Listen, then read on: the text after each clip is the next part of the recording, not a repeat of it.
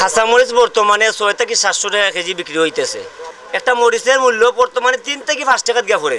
এই যে সেপুদার বিরুদ্ধে আমার একটা গান আছে কাঁচামরিচ লইয়া, জাল বেশি না মিষ্টি বেশি খামরাইয়া দেখিস বাংলাদেশের কাঁচামরিচ, বাংলাদেশের কাঁচামরিচ।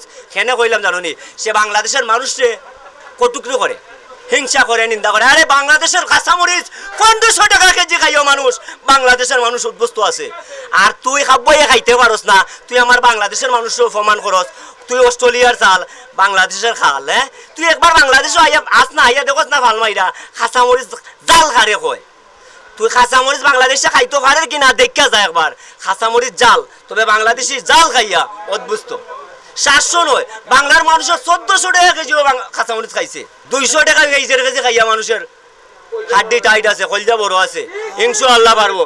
আর দ্রব্যমূল্য যে সময় যে গতি আল্লাহ সারথি, যেভাবে আসবে ওইভাবে যাবে, কের কোনো কিছু হাত নাই। এই যে কাঁচামাল সম্ভব নাই এগুলোর উপরে কোনো ধরনের সিন্ডিকেট খাটানি। খাইল ব্যস্ত ওই ও দোকা মুলাশায় ফসি গেছে। ও বাবা রে, আজ রাজ্যতে আমি টাকাটা পাই না, খালকার এই টাকাটা আমরা কেউ দিতা নাই। ব্যস্তই হবে, নিস্তার নাই, না বেসলে পয়সা নাই।